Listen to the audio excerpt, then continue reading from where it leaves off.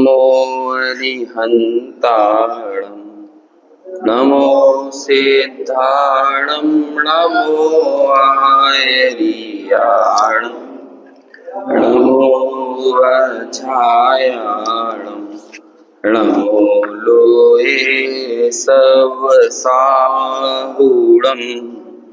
मंगलम भगवान वीरो मंगलम गौतमो गणी मंगलम कुंद कुंदाद्यो जैन धर्मोस्तु मंगलम सर्वमंगल मांगल्यम सर्वकल्याणकारकम प्रधानम सर्वधर्माणां जैनम जयतु साशिनम जैनम जयतु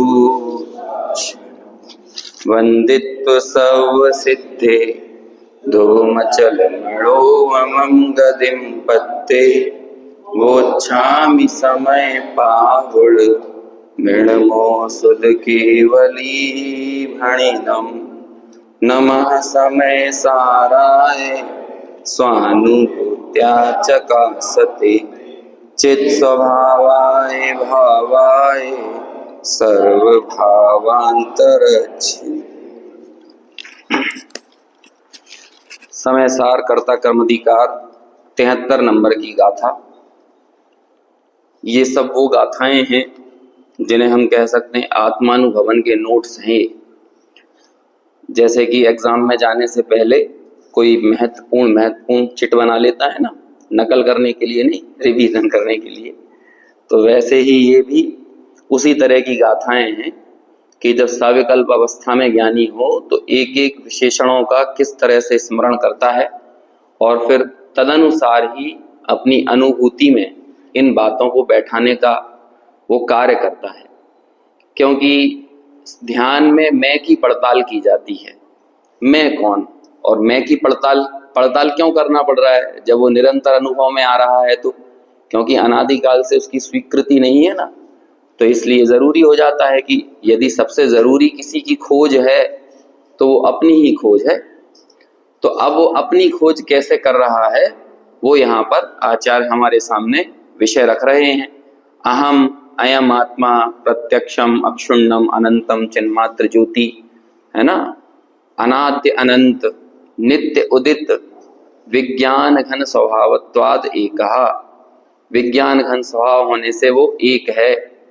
और कैसा है? सकल कारक चक्र की प्रक्रिया से पार है, उत्तीर्ण। उत्तीर्ण किसे कहते हैं? पास कर जाता है ना कोई तो उसे बोलते हैं उत्तीर्ण हो गया है। तो जिसने सभी कारक चक्र की प्रक्रिया को पार कर गया है। तो इसलिए एक निर्मल अनुभूति मात्र। कल हम देख रहे थे कि सकल कारक चक्र की प्रक्रिया में हमने विशेष भावों को लिया और निर्मल अनुभूति में सामान्य लिया। जो 15वीं गाथा का विषय था विशेष का तिरोभाव और सामान्य का आविर्भाव। अनादिकाल से पर द्रव्य के साथ संबंध स्थापित करके विशेष हमारे लिए आविर्भाव होता है, लेकिन सामान्य का हम तिरस्कार करते रहते हैं। लेकिन उसी सामान्य का आविर्भाव करते हुए मैं निर्मल अनुभूति मात्र हूं।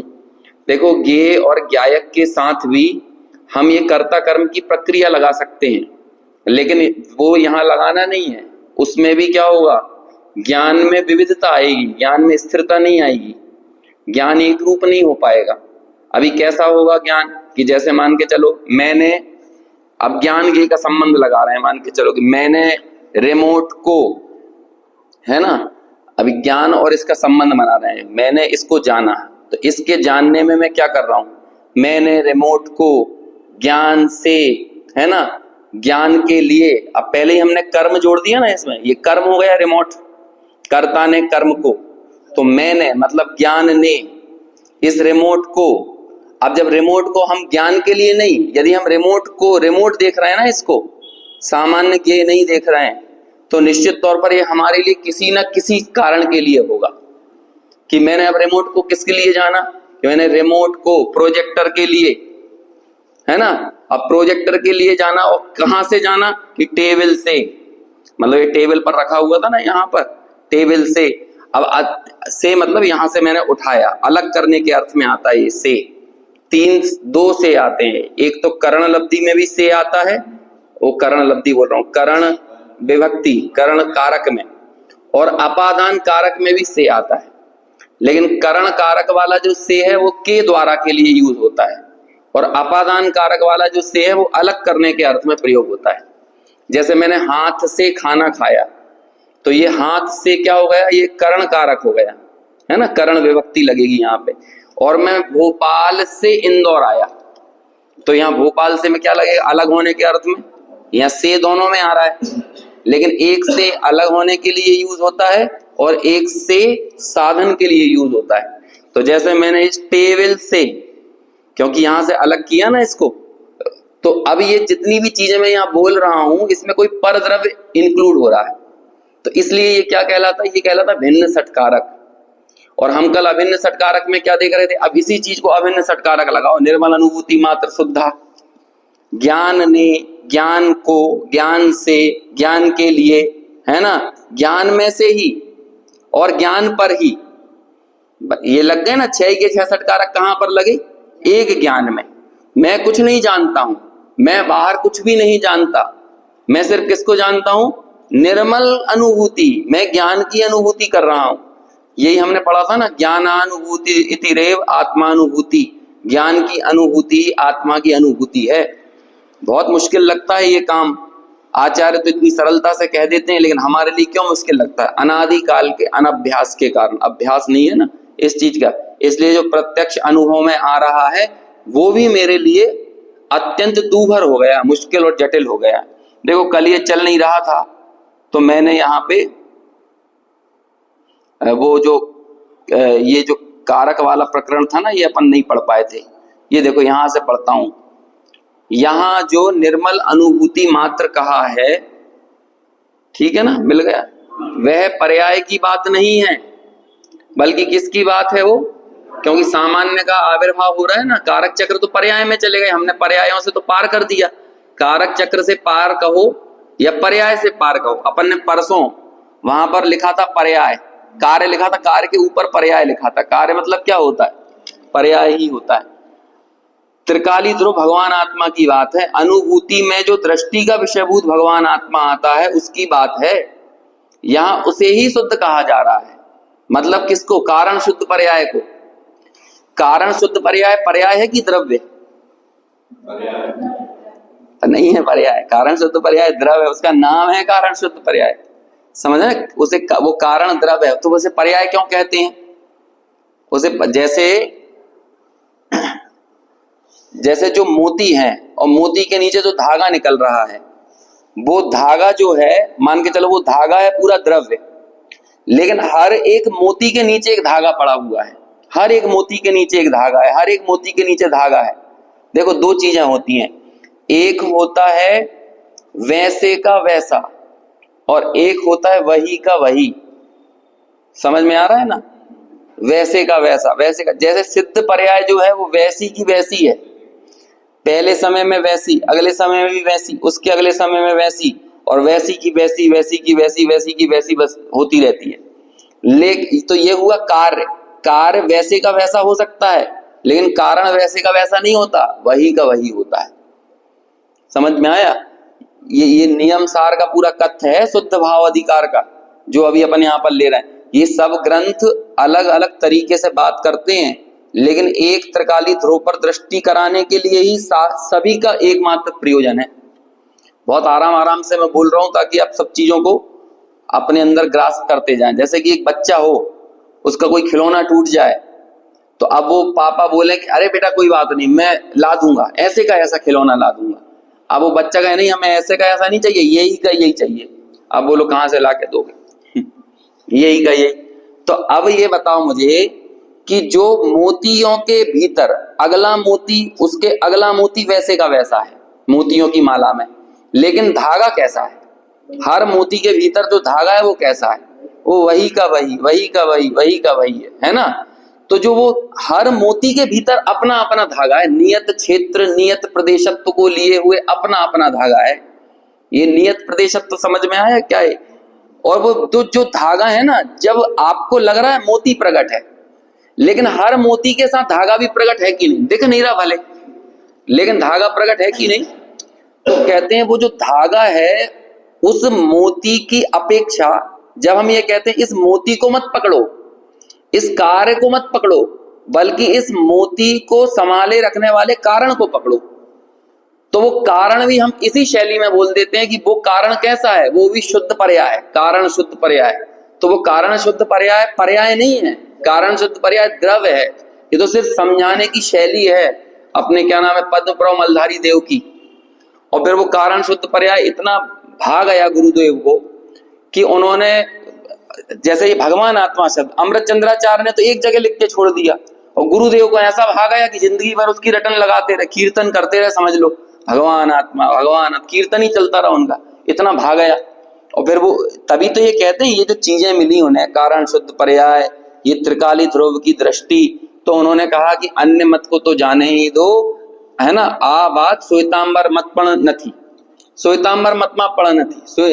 ये कहते हैं 45-46 साल तक जिस संप्रदाय में रहे, और कहते हैं कि वहां अन्य मत को तो जाने दो, वहां पर तो है ही नहीं, लेकिन ये श्वेतांबर मत में भी नहीं, ऐसा कहते हैं। ये जो पूरा यहाँ जो स्यादवाद घटित किया, यहाँ जो दृष्टि के विषय को अत्यंत स्पष्ट किया, ये वाली जो चर्चा है, और इसीलिए आचार्य कुंद का इतना बहुमान आता था कि भगवान आत्मा का स्मरण करते थे तो आहा करते ही थे, लेकिन जब कुंदाचार्य का नाम आ जाए, अमृत चंद्र का नाम आ जाए, तो भी कहते आहा हैं, दिगंबर ने आचार्य ने सामने तो पूरा जगत पण पानी भरे छे, है ना। और फिर आचार्यों को तो छोड़ दो, विद्वानों की बात आ जाए, जयचंद जी छावड़ा की, तो कहते थे कि आचार्यों की बात तो जाने दो, इनके विद्वान पढ़ क्या कहते हैं कमाल करे छे, है ना, पंडित पण कमाल करे छे, ऐसी ये बात। तो ये कारण शुद्ध पर्याय को उन्होंने रस लिया। तो ये जो कारण है वो हमेशा कैसा रहता है, वही वही वही वही। तो यहाँ पर भी ये जो दादा लिख रहे हैं, यहाँ पे क्या कहना चाह रहे हैं वो, यहाँ किसे शुद्ध कहा गया है, ये निर्मल अनुभूति मतलब वही द्रव्य, और वो द्रव्य कैसा है, कारक चक्र की प्रक्रिया से पार है, मतलब पर्याय से पार है, सट कारकों के विकल्पों से रहित है। अब ये जो हम लगा रहे थे ना, कर्ता ने कर्म को पर द्रव्य के साथ, ये कोई विकल्प उसमें नहीं है। मेरा अपनापन तो मात्र उसी में है, और मैं तो वही हूं, देखो आ गया ना, वही हूं, वही वही, निगोद में सो वही, जो निगोद में सो ही मुझ में, सो ही मोक्ष मझार, जा रसिया सिद्धप्पा भव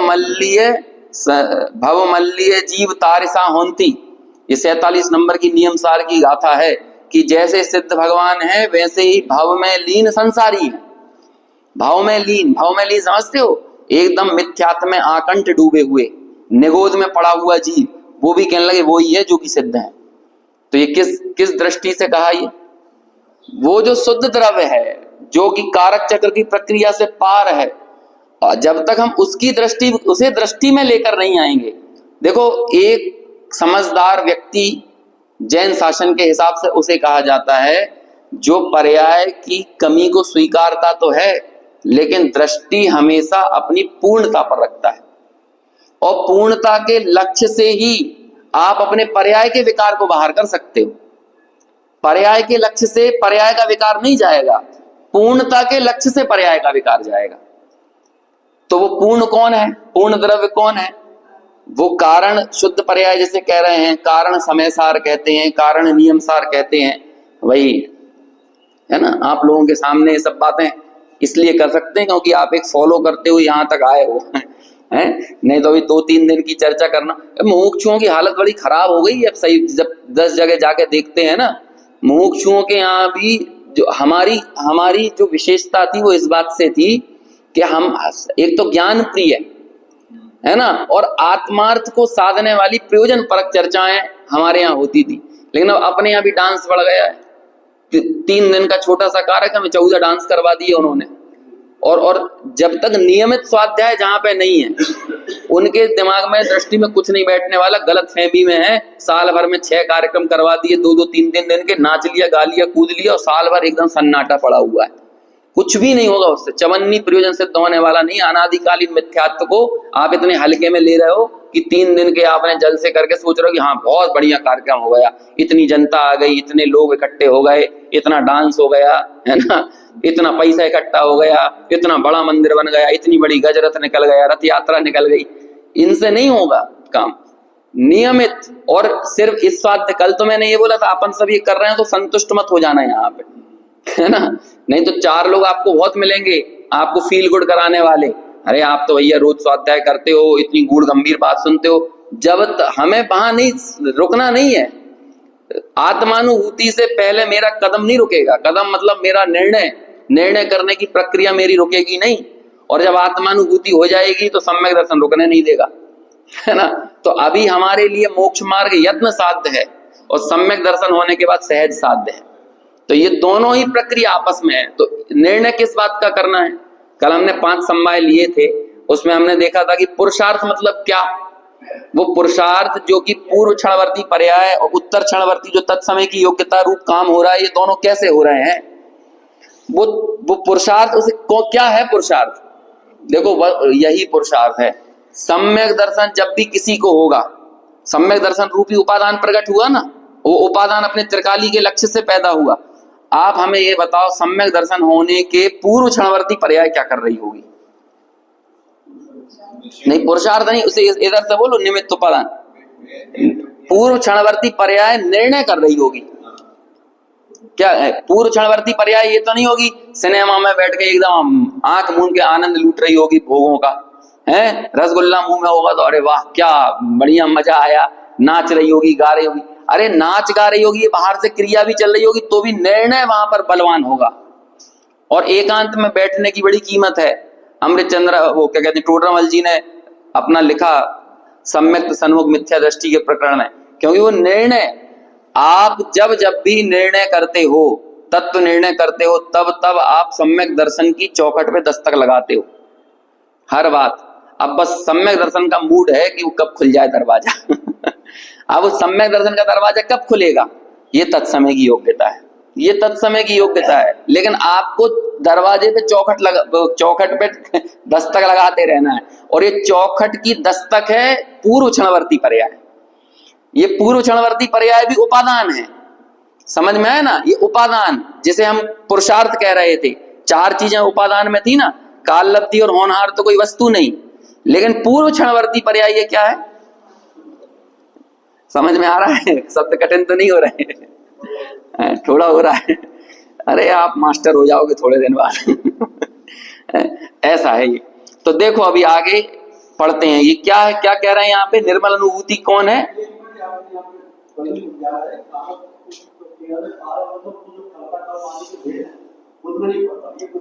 उनमें भिन्न द्रव्य का, हाँ ये देखो कर्ता कर्म का जो संबंध बनेगा वो 2 द्रव्यों के बीच में ही बन रहा है ना। भिन्न षटकारक हमने किसे लिया था? निमित्त को लिया था भिन्न षटकारक में। फिर ये अभिन्न षटकारक की बात हमने कहां से ली, ये कहां से निकाली? यहाँ पे दादा भी चर्चा करेंगे।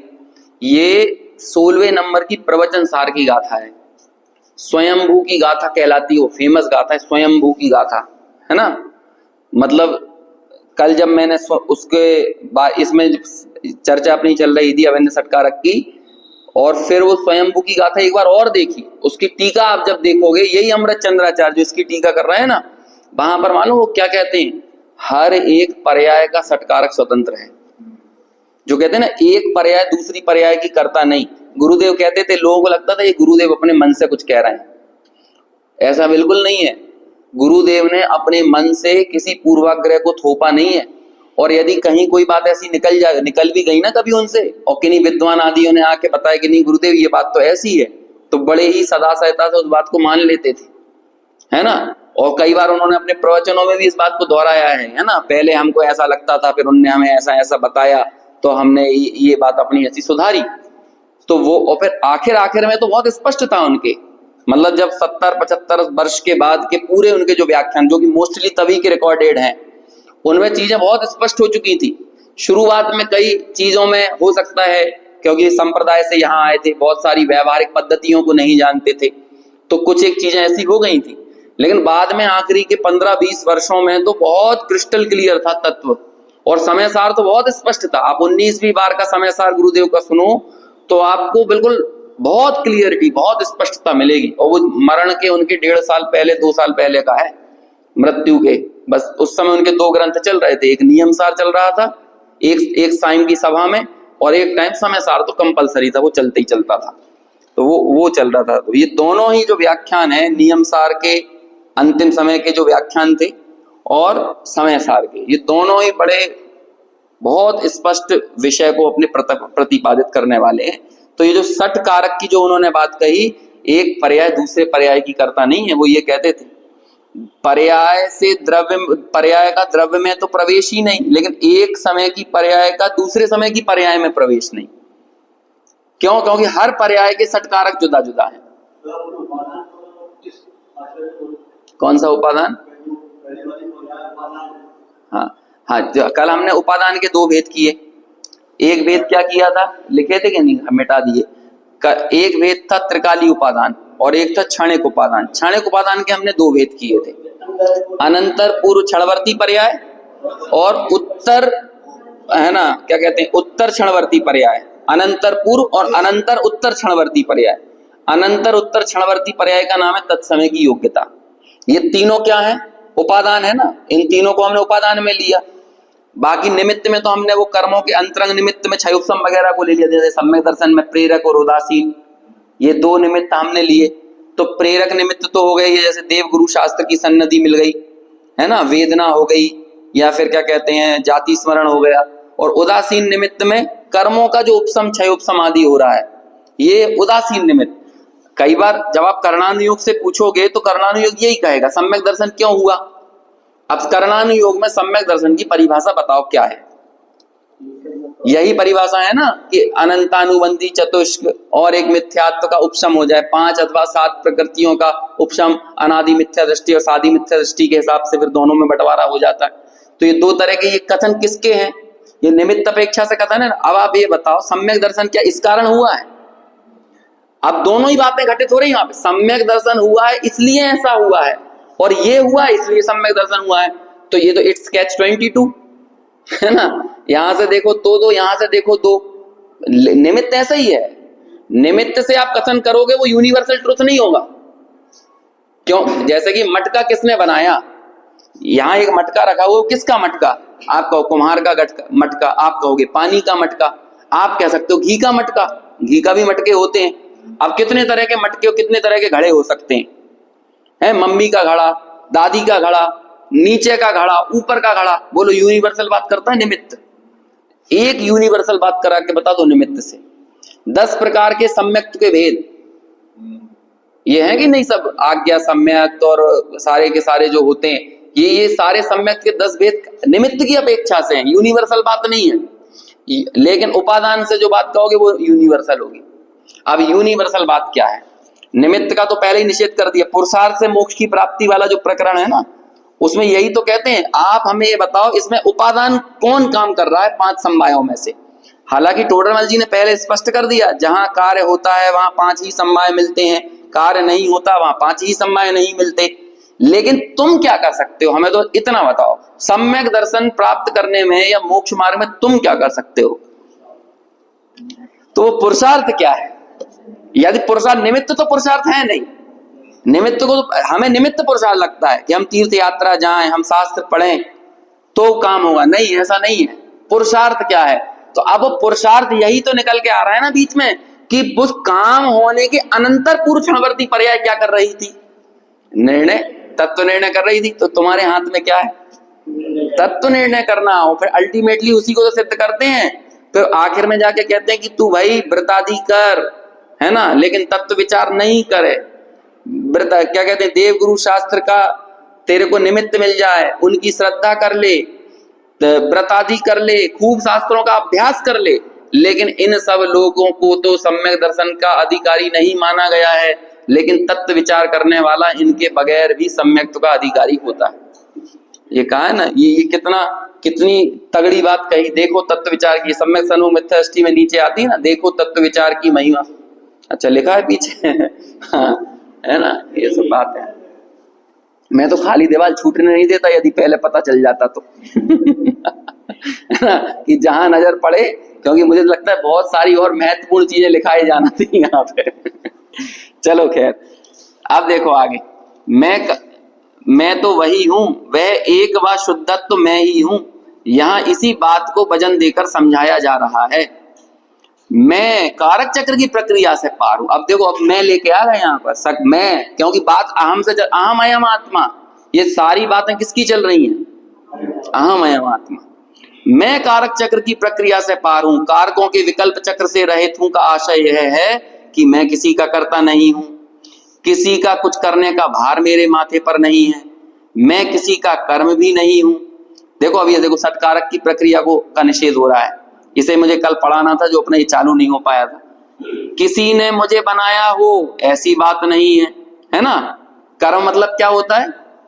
मेरे को किसी ने बना, मतलब मैं किसी का कर्म नहीं, कोई मेरा कर्म नहीं, मैं किसी का कारण भी नहीं हूं, यानी साधन भी नहीं हूं। कोई मेरा उपभोग करना चाहे, उपयोग करना चाहे तो यह संभव नहीं है, क्योंकि मैं किसी को बंदूक का कंधा नहीं हूं। मैं किसी की स्वार्थ पूर्ति का साधन बनूं, ऐसा मेरा स्वभाव नहीं है, इसलिए मैं करण भी नहीं हूं, मैं संप्रदान भी नहीं हूं। ये एक एक समझा रहा है, करण मतलब क्या, संप्रदान मतलब क्या। यानी मैं किसी के लिए नहीं हूं, किसी अन्य के लिए मेरी उपयोगिता हो, ऐसा मैं नहीं हूं, है ना। हमें बहुत भार है, बहुत टेंशन रहता है, भैया हमारे बगैर इन बच्चों का क्या होगा, है ना, हमारे बगैर पत्नी का क्या होगा, हमारे बगैर बिजनेस का क्या होगा, सब लगता है कि नहीं। बिल्कुल तनाव मत लो। हम अपने जीवन में भी प्रत्यक्ष घटना देखते हैं कि जब तक पिताजी थे तो बच्चे दरिद्रता में जिंदगी जी रहे थे, पिताजी चले गए तो उनके दिन बदल गए। है ना, होता है कि नहीं। अभी क्या करें, अब बोलो कोई कहने लगे कि पिताजी बच्चों को संभालने वाले हैं, हम तो बिल्कुल ऐसा जानते हैं। पहले पिताजी थे तो दिन भर में 10 रुपए कमा के लाते थे, आज बच्चे करोड़ों रुपए कमा रहे हैं। अब हमारी आंखों देखे कई ऐसे लोग हैं, आप लोगों ने भी देखा होगा। ऐसा मैं नहीं, मैं किसी का अपादान नहीं हूं, मतलब मैं किसी का उपादान नहीं हूं। उपादान, यहां उपादान का मतलब अलग है, अपादान उपादान का मतलब यानी मुझसे कोई उत्पन्न नहीं हुआ। समझ में आया। सबकी सत्ता स्वयं से स्वयं ही है, तथा मैं किसी का आधार भी नहीं हूं। इसी प्रकार अभी पहले लगाया मैं किसी का नहीं, मैं किसी का नहीं, अब लगाएंगे मेरा कोई नहीं, मेरा कोई नहीं, कोई मेरा कर्ता नहीं, मैं तो अनादि निधन स्वयं सिद्ध वस्तु हूं। कोई मेरा कर्म भी नहीं, मैंने किसी को बनाया हो, ऐसी भी बात नहीं। कोई मेरा करण भी नहीं, मैं किसी को साधन के रूप में उपयोग करूं, ऐसा मेरा स्वभाव नहीं, है ना। मैं किसी का वो कर सकता हूं कि नहीं, किसी का उपयोग कर लूं, किसी को मेरे अंडर में काम करा लूं, नहीं, मेरा ये स्वभाव नहीं है। पहले वाले सटकारक के निषेध से मैंने अपनी डिग्निटी को मेंटेन रखा, और दूसरे वाले जो उसी सटकारक को जब मैं दूसरी तरह से लगा रहा हूं तो मैं अन्य द्रव्य की डिग्निटी को मेंटेन रख रहा हूं। अपन ने परसों कहा था ना कि पहले हमें कोई मेरा कर्ता हो जाए तो मेरी डिग्निटी चली जाएगी, और मैं किसी का कर्ता हो जाऊं तो उसकी डिग्निटी चली जाएगी।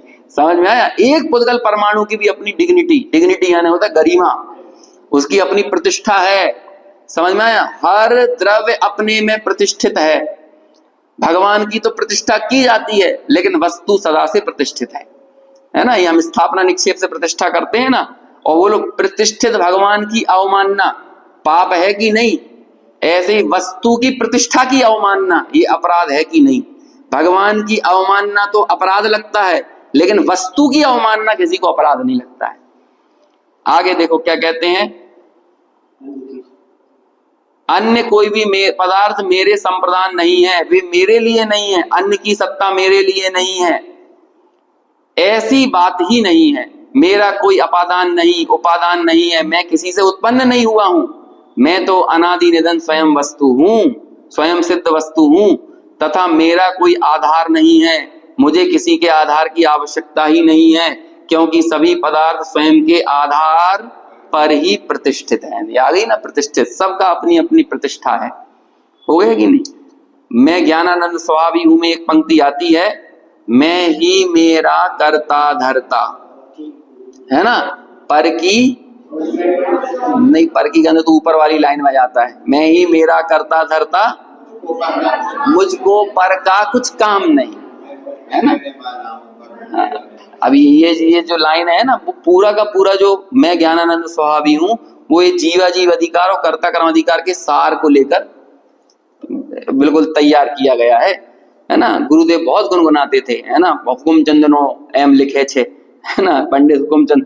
तो वो बहुत इन दो पंडितों को बहुत याद करते थे। हिंदी प्रदेश ना दो पंडितों से बहुत प्रभावना होगी, ज्ञानचंद जी और हुकुमचंद जी, है ना।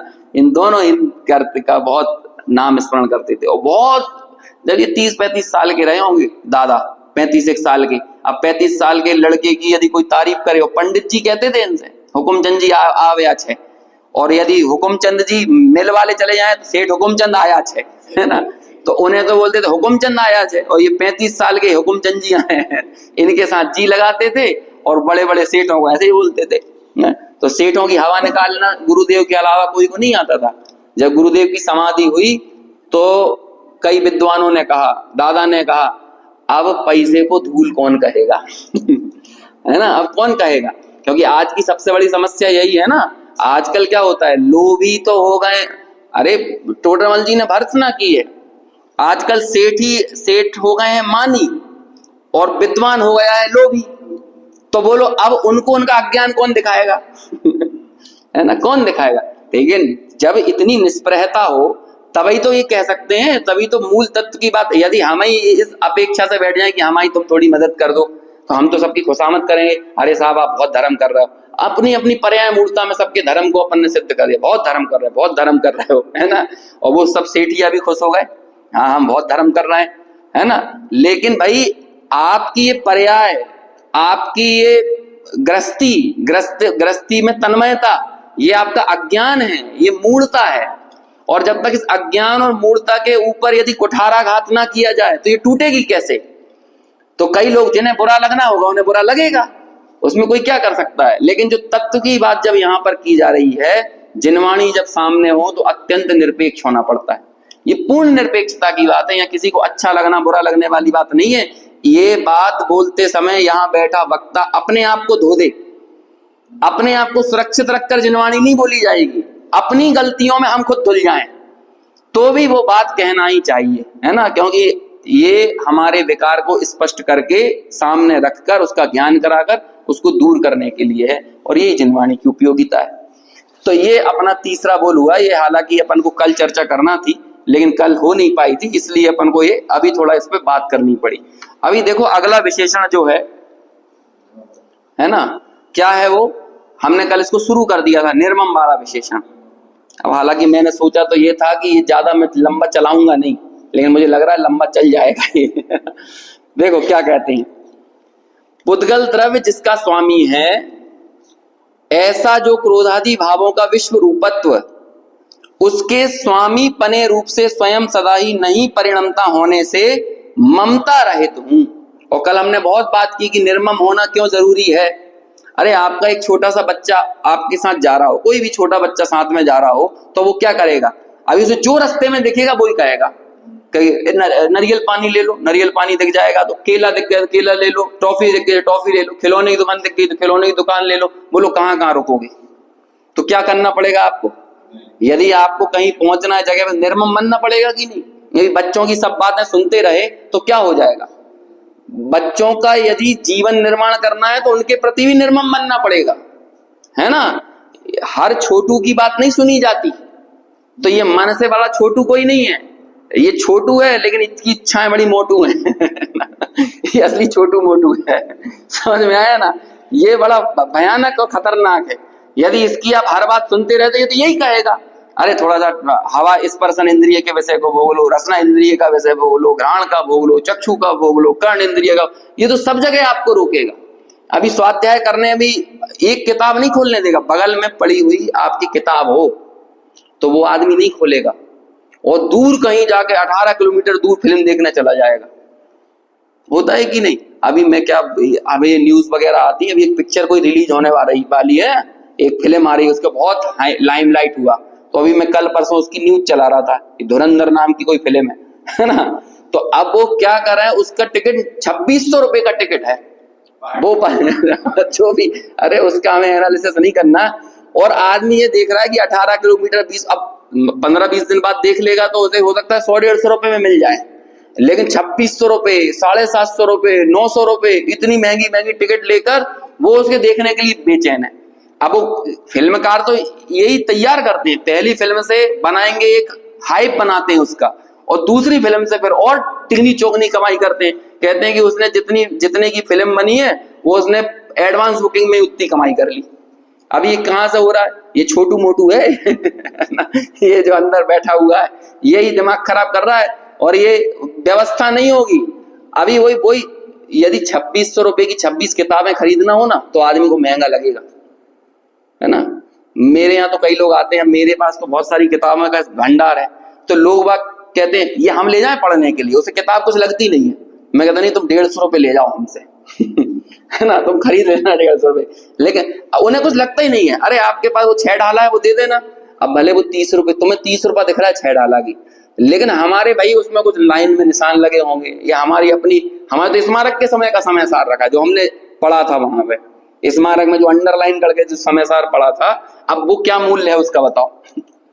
और यहाँ पर लिखा हुआ मूल्य देखोगे आप कि उसमें 100 रुपए का मूल्य लिखा है, 150 लिखा। अब ये किताबों की छपाई 300, 350, 400 रुपए आती है, लेकिन न्योछावर राशि इनकी 60 रुपए 80 रुपए रखी जाती है, तो वो सामने वाले को 80 रुपए का लगता है समय सार। भैया श्रीमत जी ने रत्न दे दिए थे, पता ही नहीं है लोगों को ये चीज क्या है। उनके रतन वो जिसने समय सार दिया वो कह भैया मैंने तो आपको किताब ही तो दी है, एक 2-4 रुपए की किताब होगी उस समय समय सार की, हमने तो किताब दी है। कह रहे नहीं, तुमने हमें रतन दिया है, हम तो तुम्हें पथरा दे रहे हैं है ना, तुम क्या दोगे हमें। तो ये सब महत्व की बात होती है अपने हिसाब से, लेकिन क्या करें, बगल की रखी हुई पुस्तक नहीं पढ़ता व्यक्ति। यदि मन बेचैन होगा तो अपनी ऊपर की फ्लोर से नीचे जाकर लैपटॉप उठा लाएगा, मोबाइल उठा लाएगा और उसमें वेब सीरीज देख लेगा, लेकिन बगल में किताब रखी होगी तो नहीं पढ़ेगा। ये तो छोटू मोटू इतना खराब है समझ में आया। ये आपको पंचेंद्रिय, अब इसके प्रति क्या करना पड़ेगा। जो व्यक्ति इस मन के प्रति, अपनी इच्छाओं के प्रति, पुद्गल जन्य क्रोधादि के प्रति, यहां लिखा ना क्रोधादि क्या किसका स्वभाव है, कौन है क्रोधादि का स्वामी, पुद्गल द्रव।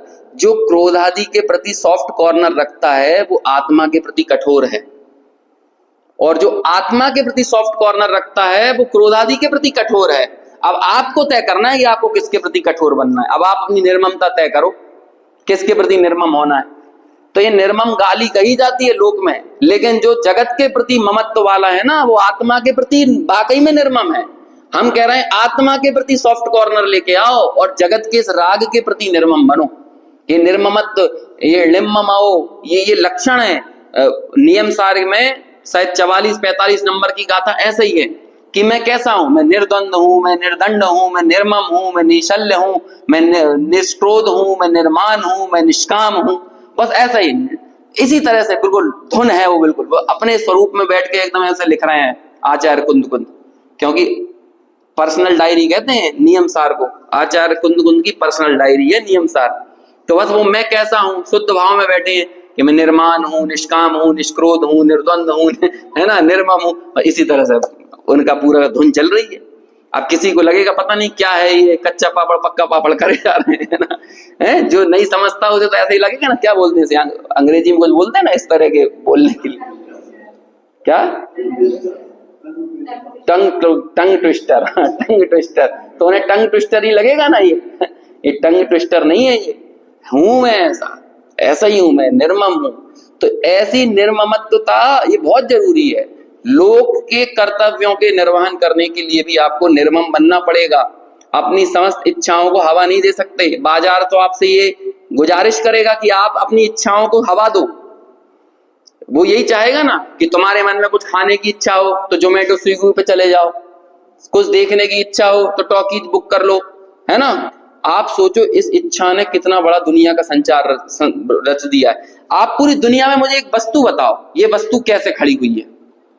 ये क्रोध आदि का विश्व रूपता है ना, क्रोध आदि आपको वस्तु दिख रही है, लेकिन वो विश्व रूपता किसकी है। एक दूरदर्शन था, आज हजारों चैनल हो गए, कैसे हुए, किसकी विश्व रूपता है ये देखने की तृष्णा। ये ऐसे ही तो हुआ है ना, ये सूंघने की तृष्णा। आप चले जाओ, लोग बाग जाते हैं कहीं भी घूमने के लिए, अरब गए, फ्रांस गए तो परफ्यूम लेके आते हैं, 2-2, 4-4 लाख रुपए का परफ्यूम लेके आते हैं। एक लंदन में एक बहुत महंगी दुकान थी, क्या नाम, मॉल था, उसका नाम मैं भूल गया, तो हमें लेके गए वहां पे, है ना, हमारे परिचित थे। तो उसमें मैंने देखा कि परफ्यूम की कीमत 9-9 10-10 लाख रुपए। परफ्यूम यहाँ तो बढ़िया 1 BHK का फ्लैट ले लोगे आप 9-9 10-10 लाख रुपए में। अभी कौन कर रहा है उसको? इतनी सी डिब्बी, इतनी सी परफ्यूम की 9-9 10-10 लाख रुपए की परफ्यूम की डिब्बी आ रही है। ये काय से खड़ा हुआ है? आपको परफ्यूम दिख रहा है, ये क्रोध आदि की विश्व रूपता है। और आप चले जाओ इस तरह से, आदमी कहां कहां क्या क्या खर्च नहीं कर रहा है। अगाध है ये दुनिया इंसान की। इसलिए आदमी को अपनी कमाई कम क्यों लगती है हमेशा? हर आदमी कर्जे में है यहाँ पे। मतलब किसान तो कर्जे में है ही, अंबानी अडानी भी कर्जे में है ना, टाटा बिरला भी कर्जे में है। अब बस ये है कि बेचारे किसान ने 1 लाख का कर्जा लिया है, वो 10-10 हजार करोड़ का कर्जा लिए हैं, 18-18। अभी दिलीप बिल्डकॉन के बारे में बता रहे थे कि कोई IDBI बैंक ने इतना कर्जा दिया, है ना, SBI ने इतना कर्जा दिया, तो वही मेट्रो बन रही है। बंसल के बारे में इनने इतना कर्जा दिया, तो सभी तो कर्जदार हैं।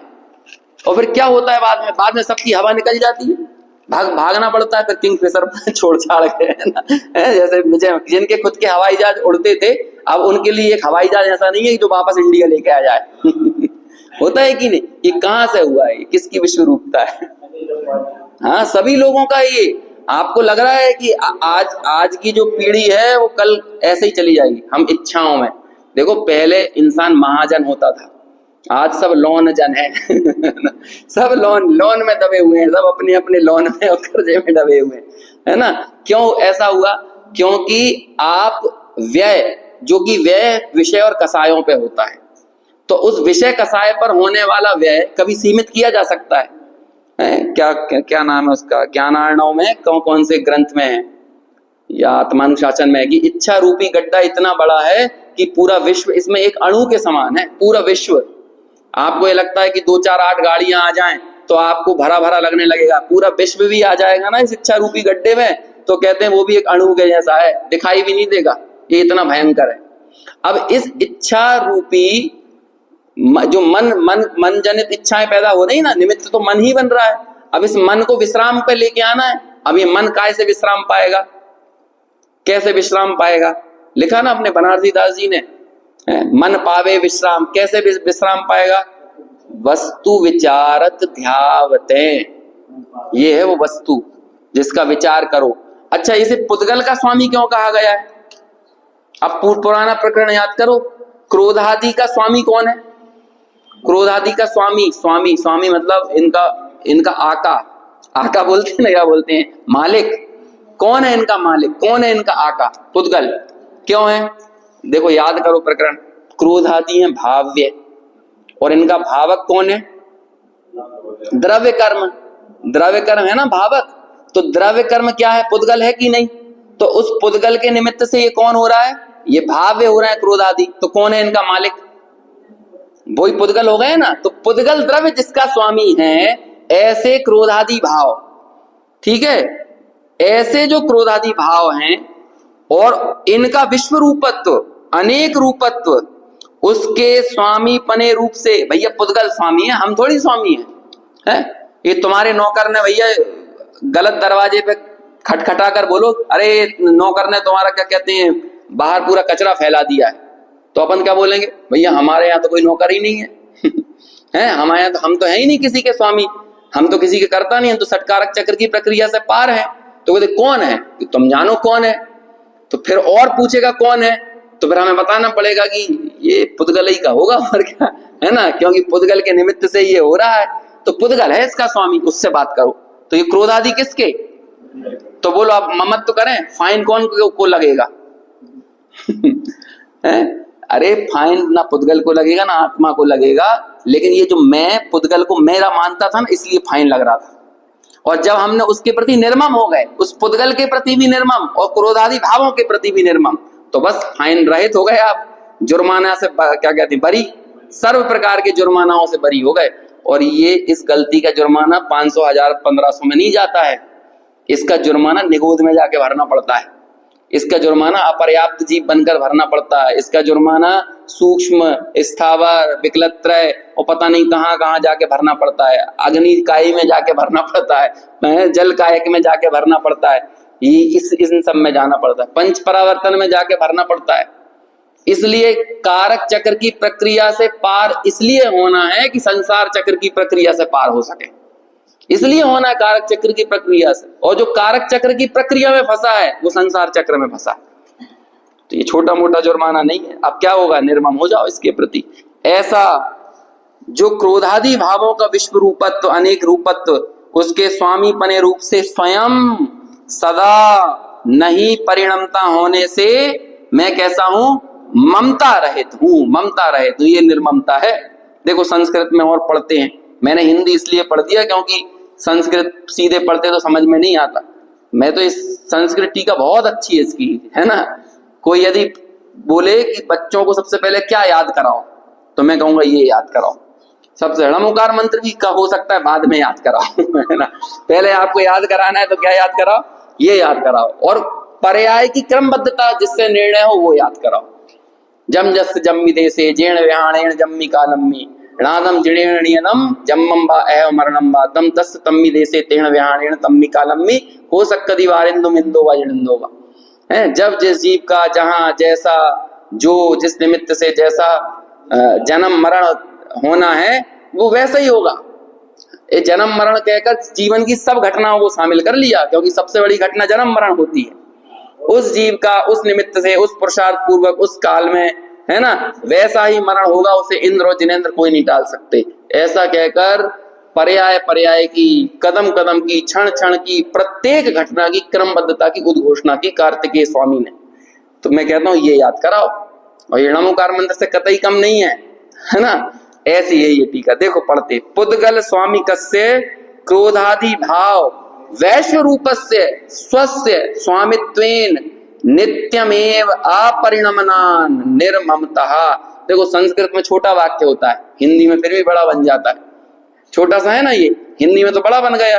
पुद्गल स्वामी कस्य, पुद्गल जिसका स्वामी है, क्रोधादि भाव वैश्व रूपस्य, ये क्रोधादि भावों की विश्व रूपता, स्वस्य स्वामित्वेन, मेरे स्वामी पने से, स्व के स्वामी पने से, नित्यम नित्य ही, नित्यम एव नित्य ही, अपरिणमन, मेरे स्वामी पने से निरंतर अपरिणमनशील है। मैं ऐसे नहीं परिणमाता हूं, मैं क्रोधादि को नहीं परिणमाता। इनका स्वामी तो कौन है, पुद्गल है। इसलिए मैं इन क्रोधादि के प्रति क्या हूं, निर्मम हूं। ये मोह मेरा कुछ नहीं, मैं एक ज्ञायक भाव हूं। कौन सी गाथा थी, 38 के पहले वाली, 37 नंबर की थी ना। 37 या 36 होगी। 36 से धर्मादि वाली है और 37 मोह वाली है। ये मोह मेरा कुछ नहीं। चलो अगला पॉइंट बस पढ़ते हैं, चर्चा कल करेंगे इस पर। हिंदी में देखिए नीचे, चिन्मात्र ज्योति की वस्तु स्वभाव से ही सामान्य और विशेष से परिपूर्णता होने से। अब ये चौथा विशेषण कौन सा है, 4 टैबलेट दी हैं आपको। पहली टैबलेट एक, दूसरी शुद्ध, तीसरी निर्मम और चौथी है। तो तीन टैबलेटों में तो थोड़ी नास्ती नास्ती वाली बात आई ना। एक में भी थोड़ा नास्ती कहा, हालांकि नास्ती तो क्या कहा, विज्ञान घन कहा उसे, है ना। यहाँ पे नास्ती नहीं कहा। लेकिन पहले हमने जो पढ़ा था अहम एको खलु तत्तो 38वीं गाथा में, वहां थोड़ी नास्ती परक बात थी। यहाँ तो फिर भी अस्थि परक है।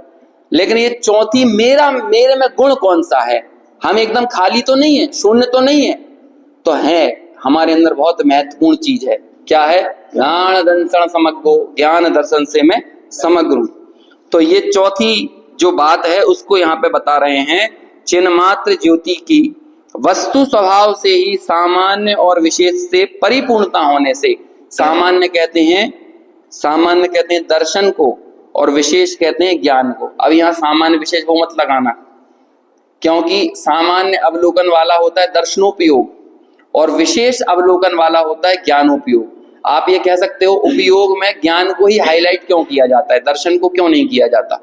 इसलिए क्योंकि दर्शन में सामान्य प्रतिभास होता है, सत्ता मात्र का प्रतिभास कुछ है, लेकिन क्या है ये पता नहीं चलता। तो निर्णय कौन करेगा, दर्शन की ज्ञान। इसलिए ज्ञान को कहता है साकार, साकार यानी विशेष, और निराकार यानी दर्शन, है ना, सामान्य। तो यहाँ पर सामान्य, दर्शन और विशेष से परिपूर्णता होने से मैं ज्ञान दर्शन से परिपूर्ण हूं, ऐसा मैं आकाश आदि द्रव्य की भांति पारमार्थिक वस्तु विशेष हूं। अब यहाँ आकाश आदि ही क्यों कहा, ये सब बात अपन आगे कल करेंगे।